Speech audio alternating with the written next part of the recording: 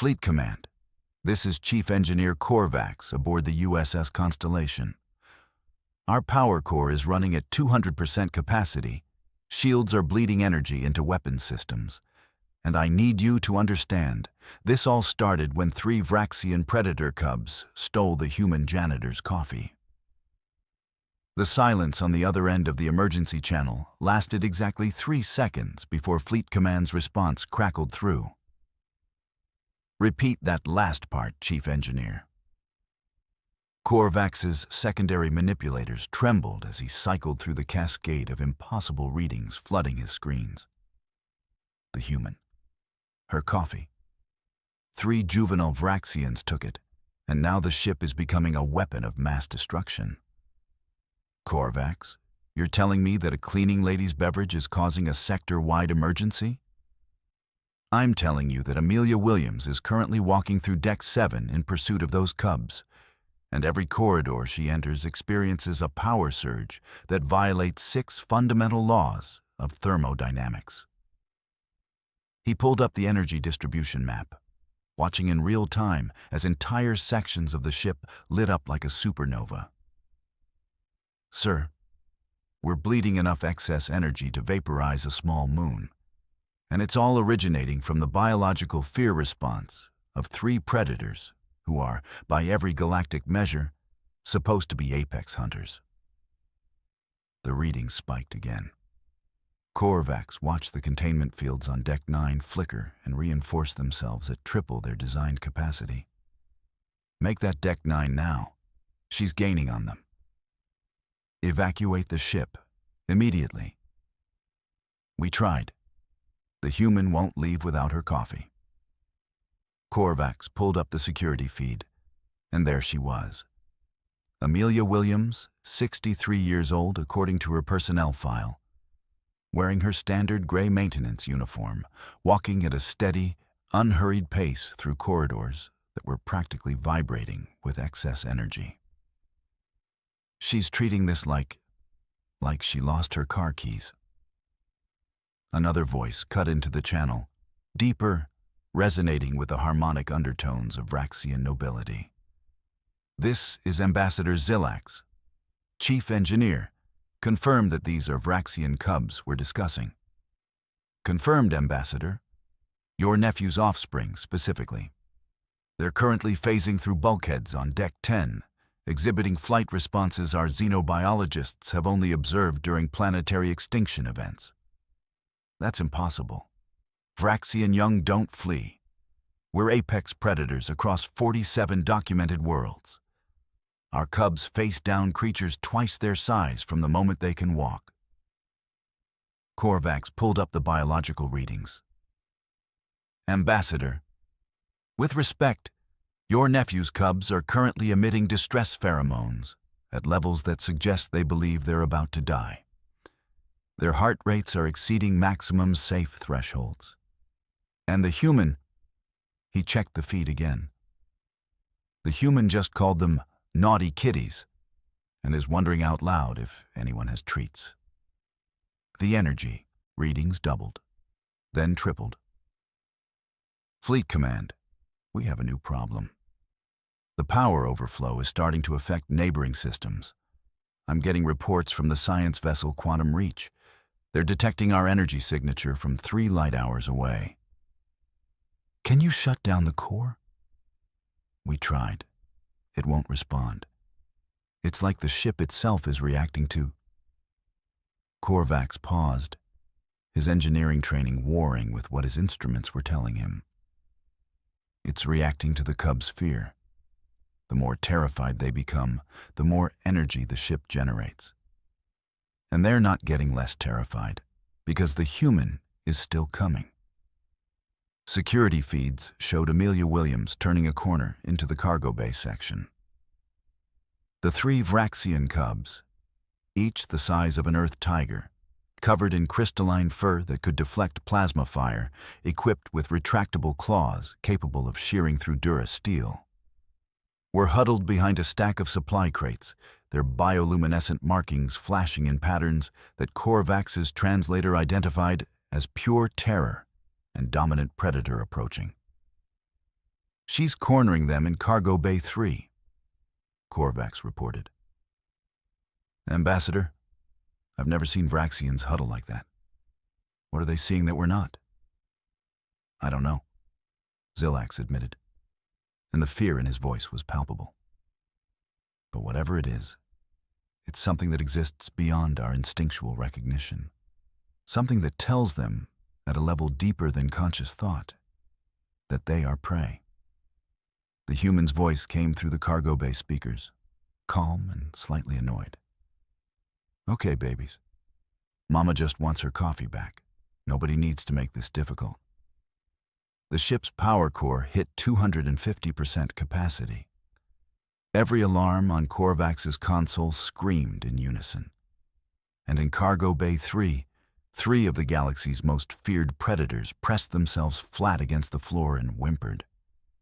Here, kitty, kitty. Amelia's voice echoed through the cargo bay speakers, and Korvax watched 3 sets of vital signs spike into cardiac arrest territory.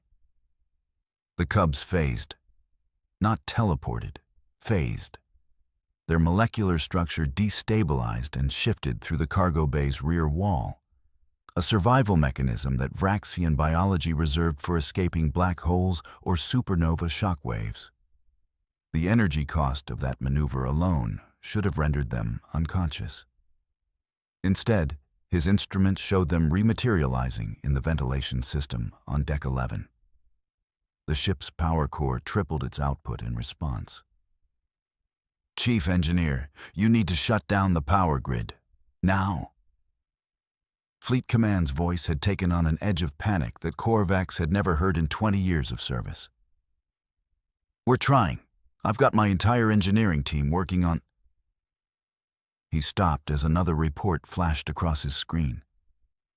The grid won't respond. It's like the ship is overriding our commands. That's not possible. Ships don't have autonomy. This one apparently thinks it does. Korvax pulled up the system diagnostics, watching in disbelief as the constellation rerouted power around every shutdown attempt his team made. It's protecting the Cubs' fear response, converting it into usable energy. I've never seen anything like this. Through the security feeds, Amelia Williams had stopped at the cargo bay exit. She tilted her head, listening. Then, impossibly, she looked directly up at the ventilation grate where the Cubs had just emerged. How did she... Korvax began. I can hear them, hun. Amelia called out to Lieutenant Vex Thule, who was frantically trying to establish an evacuation perimeter. They're in the vents, probably headed toward the starboard observation deck. It's darker there, and scared babies like dark places.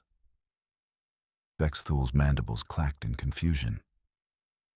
Madam Williams, with all respect, Vraxian cubs don't behave like frightened younglings. They're genetically programmed for aggression, not flight. Uh-huh. Amelia was already moving toward the nearest access ladder. Sure, and I bet you've never seen one steal someone's breakfast and then panic when they get caught either. The security feed from the starboard observation deck confirmed her prediction 30 seconds later. 3 crystalline forms materialized from the ventilation system, their bioluminescent patterns still screaming terror. Korvax felt his confidence in observable reality begin to crumble. She tracked them through intuition, through understanding behavior that shouldn't exist in their species. Evacuate decks 10 through 13, Vex Thule commanded over the ship-wide channel. Human approaching those sectors, all non-essential personnel to emergency stations. Did he just order an evacuation because a janitor is walking toward them? Fleet Command asked. You don't understand, Korvax said, pulling up the energy readings. Every time she gets closer, every time she makes one of those. Those comments about them being cute. Oh, look at you precious babies. Amelia's voice drifted through the observation deck speakers. Did you think Mama wouldn't find you? The power core began generating energy that, according to Korvax's instruments, shouldn't exist in normal space.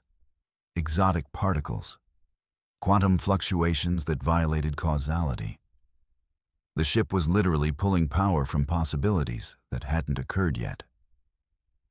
Fleet Command, we're now reading energy signatures consistent with temporal distortion. The ship is borrowing power from its own future. Silence. Then, Chief Engineer, that's not funny. I'm not joking. Korvax slammed two of his manipulators against the console. The cubs are so terrified that their biological fear response is breaking physics, and the human is so annoyed about her coffee being cold that she hasn't even noticed the ship is falling apart around her. Ambassador Zilax's voice cut through the chaos. I need ancient texts from the Vraxian archives. Specifically, records of the Old Terror. The Predator, our species evolved to fear before we became apex ourselves. Ambassador, with respect, we don't have time for mythology. It's not mythology. Zilax's harmonics carried absolute certainty. Our cubs are experiencing pure existential terror, the kind that predates consciousness, the kind that tells a species, at a cellular level, that something higher on the food chain has noticed them. Through the observation deck windows, the three cubs had pressed themselves into the corner, their claws fully extended, their crystalline fur standing on end in a threat display that would have made a battleship retreat. Amelia Williams walked into view, holding her empty coffee thermos. All right, she said, her voice carrying that particular tone of patience worn thin that transcended species. Which one of you rascals has my morning coffee? The smallest cub made a sound, high-pitched, keening, utterly unlike anything in the Vraxian vocal registry. It sounded like prey begging for mercy. And the ship's power core hit 300% capacity. I don't care what your instruments say, Chief Engineer. Get me Dr. Keldra. Now. Korvax had never heard Fleet Command sound desperate before.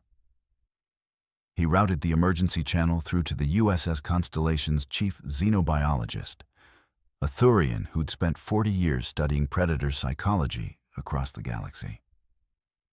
Keldra's face appeared on screen, her 6 eyes already scanning the biological data Korvax had transmitted. Her skin shifted from calm blue to distressed purple in seconds. These readings can't be correct. These cubs are exhibiting flight responses we only see during planetary extinction events, volcanic eruptions, asteroid impacts, the kind of terror that means the entire species is about to die. Doctor, what you're seeing is accurate. The cubs are in the starboard observation deck and the human. Okay, babies. Mama just wants her coffee back. We can do this the easy way or the hard way. And trust me, you don't want the hard way. I haven't had my caffeine yet. Keldra's skin went white. Completely white. A color Korvax had only seen in Thurian death rituals. She's using maternal terminology toward Vraxian cubs. That should trigger their aggression response. They should be attacking her for the dominance insult. The security feed showed something that would rewrite every xenobiology textbook in the known galaxy. The cubs were releasing biological distress signals, pheromones so powerful that Korvax's sensors detected them spreading through the ship's ventilation system. Within minutes, they'd be detectable 3 systems away. It was a scent that meant only one thing in Vraxian biology. We have encountered something that will end us. Amelia Williams walked up to the largest cub, a male, easily 200 kilograms of muscle and crystalline armor, claws that could rend durasteel, jaws capable of crushing starship hull plating. She reached down and picked him up like a household cat. There we go. You're a big boy, aren't you? Yes, you are. The cub went completely limp. Not in death, not in unconsciousness, in submission, total, absolute submission to a higher authority. Kyldra made a sound that the translator couldn't process. Doctor? Fleet Command pressed.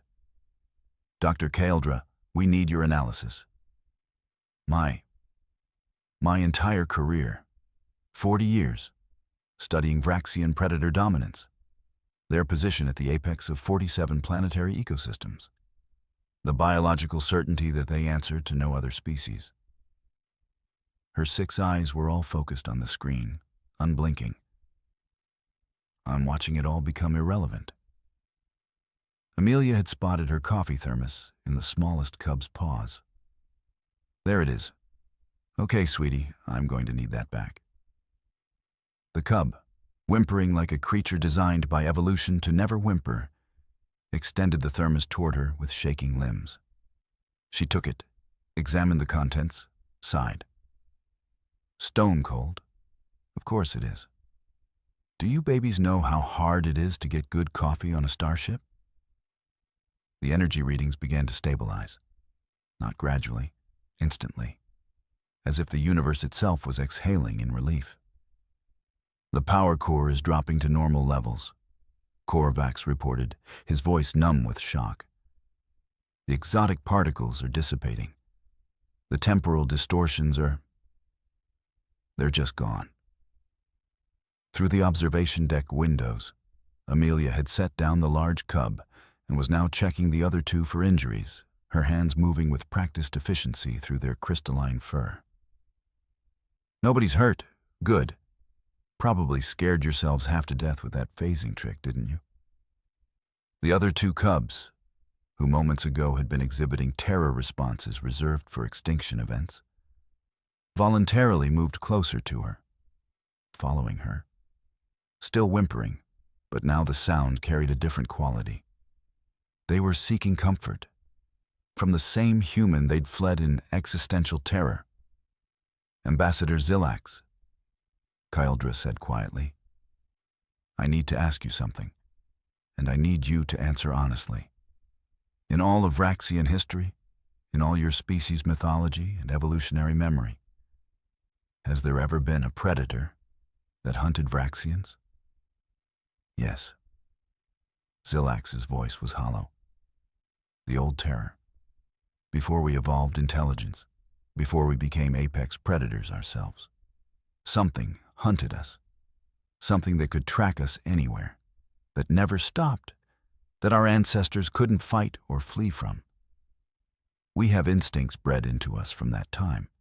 Instincts that most Vraxians never experience because we've been apex predators for 3 million years. Until now, Kyldra finished. Until now, Zillax agreed. Those cubs aren't experiencing fear of a predator. They're experiencing recognition. At an instinctual level, they know exactly what humans are. What are they? Fleet Command demanded. Amelia Williams, holding her cold coffee in one hand and scratching behind a Vraxian cub's ear analog with the other, provided the answer without knowing it. Come on, babies. Let's get you back to your parents before they worry. And maybe someone can make Mama a fresh cup of coffee for her trouble, The cubs followed her toward the exit, their biological markers showing something that shouldn't exist. Trust, safety. The absolute certainty that despite their terror, they were protected. They're the apex predator, Zillax said softly. They've always been the apex predator. We just didn't know it until now. They're just babies who made a mistake, Amelia said, guiding the 3 cubs down the corridor toward the diplomatic quarters where Ambassador Zillax's family was housed. You know how kids are. See something interesting, grab it, then panic when they realize they shouldn't have. Fleet Command was recording every second. Korvax could see the encryption tags on the data stream. Priority Alpha. Human Interaction Protocols. Xenobiology Paradigm Shift. Madam Williams, Kyldra ventured, her skin now a cautious yellow. How did you know to approach them that way? Our research indicates that Vraxian young respond only to dominant force displays. Amelia laughed, actually laughed, while keeping one hand on the largest cub's shoulder ridge. Force displays? With babies? Honey, no. You stay calm. You're firm but gentle, and you let them know you're in charge without being mean about it. Same as raising any youngster, doesn't matter if they've got fur, scales, or tentacles. She demonstrated, stopping to adjust the smallest cub's posture. See? Head up, sweetie. You're not in that much trouble, just maybe ask next time before you take someone's things, okay? The cub's bioluminescent patterns shifted from absolute terror to something Korvax's translator labeled as contrite juvenile. It was responding to her like she was its pack alpha. Naturally. Instinctively. The energy cascade has stopped completely, Korvax reported, watching his instruments return to normal readings. Power core at standard capacity. All exotic particles dissipated. It's like the ship was only panicking because the cubs were panicking. Chief Engineer, maintain full monitoring. Fleet Command ordered. Dr. Kaeldra, I want every second of this interaction analyzed. Amelia had reached the diplomatic quarters. She knocked, despite having 3 galactic apex predators following her like ducklings, and waited for Zillax to open the door. The ambassador's face went through several color shifts when he saw his nephew's cubs sitting calmly beside the human, their crystalline fur now smooth and settled. Ambassador, I believe these belong to you, Amelia said, and then did something that made every xenobiologist in sensor range gasp. She scratched behind the largest cub's ear analog. The cub made a sound, a deep, resonating rumble that started in its chest and spread outward. Purring, the Vraxian equivalent of purring. That's impossible, Kaeldra whispered. Vraxian cubs don't purr. They don't have the behavioral framework for contentment-based vocalizations. They're not domesticable. But the 3 cubs were now making the same sound, pressing closer to Amelia as she stood in the doorway with her recovered coffee thermos, looking mildly annoyed that it had gone cold, but otherwise treating this like a minor inconvenience in her day. They got into my coffee, she explained to Zillax. Gave them a bit of a scare when I went looking for it. No harm done, though. They're good kids. Zillax stared at her, then at the cubs, then at Korvax's hovering monitor drone. I need an immediate meeting with human behavioral specialists, he said quietly. Every human behavioral specialist in the fleet. And I need access to Earth's child care protocols. All of them. Ambassador? Fleet Command questioned. If humans can domesticate Vraxian young, if they can become pack alphas to apex predators through nothing more than patience and calm authority, then we need to completely reassess everything we know about human capability. Amelia, oblivious to the cosmic implications of what she'd just done, was ushering the cubs back to their family. Go on now. And remember, ask before you take things that don't belong to you. The cubs went, obediently, still purring. Korvax's console lit up with incoming requests, dozens of them, then hundreds. Chief Engineer, what am I looking at? Requests from Vraxian families, sir. They're asking for human nannies, for their cubs. He scrolled through the flood of messages. All of them. Every Vraxian family in the fleet just requested human childcare services. Kaeldra was already rewriting sections of her life's work, her manipulators flying across her datapad. 40 years of research. Useless. All of it based on the assumption that Vraxians were truly apex. But we never tested them against humans. because humans seemed harmless. Doctor, are you saying humans are more dangerous than we assessed? I'm saying we need to raise their threat level by several magnitudes. Not because they're violent, but because they can apparently establish dominance over species that we considered untamable through nothing more than maternal instinct.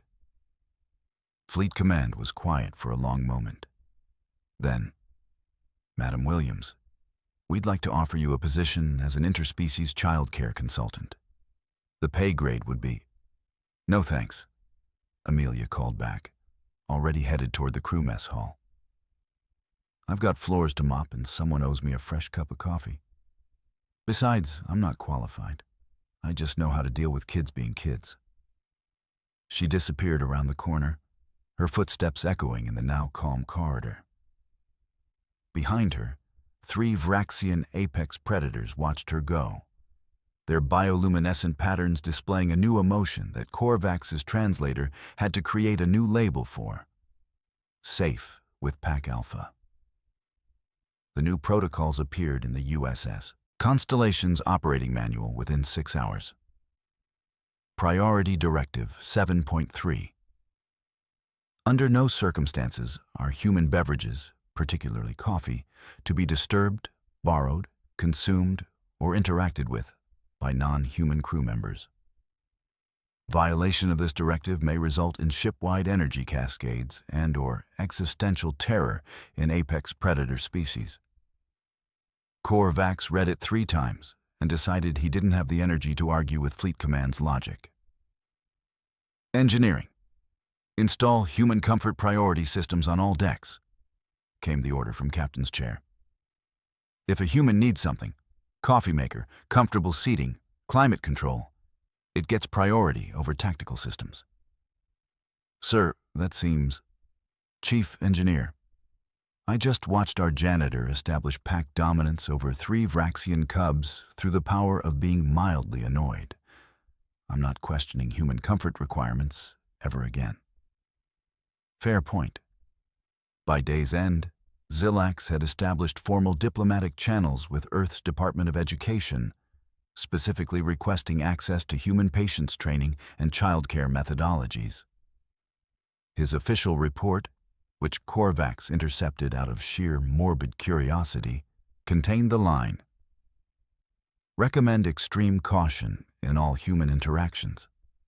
Species appears capable of weaponizing affection to establish dominance over any life form, regardless of threat level."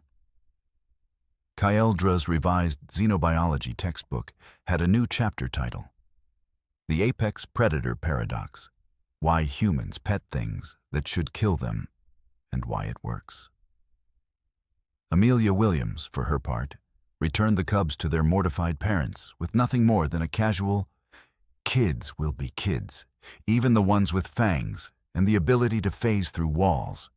She was back to mopping floors within the hour, fresh coffee in hand, humming something that sounded suspiciously like an Earth lullaby. The cubs escaped again the following Tuesday. Korvax found them sleeping in Amelia's janitorial closet, curled around her mop bucket while she took her break. The largest one had its head in her lap. She was scratching behind its ears while reading a romance novel on her datapad. "Should I report this?" he asked quietly. "Kids get nightmares sometimes," Amelia said without looking up. "They know where Auntie Amelia is if they need her. No harm in it."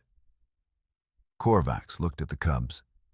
Apex predators, terror of 47 worlds, capable of rending starship hulls with their claws, sleeping peacefully with a human janitor. He closed the closet door quietly. "No harm at all," he agreed. Fleet Command's encrypted debate continued for weeks. The question on everyone's mind: were humans apex predators to all apex predators, or just the ones they decided to mother? Nobody wanted to find out the hard way. The ship ran smoothly at normal power levels.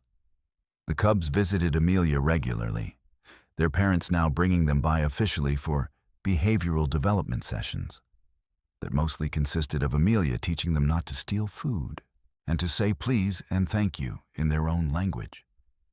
Amelia's personnel file received a new flag. Capable of pacifying extinction-level predators through combination of maternal instinct and caffeine withdrawal irritation. Recommend never disturbing coffee supply. Wednesday morning, the Cubs stole her lunch. The ship's power core spiked to 150% capacity. Somewhere in the ventilation system, 3 apex predators whimpered in terrified regret. And Amelia Williams, human janitor, set down her mop with the long-suffering sigh of parents everywhere. All right, babies. Mama's coming, and we're going to have a talk about boundaries. The USS Constellation sailed on, its crew now educated in the single most important rule of interspecies relations: never, ever mess with a human's food, especially if they haven't had their coffee yet.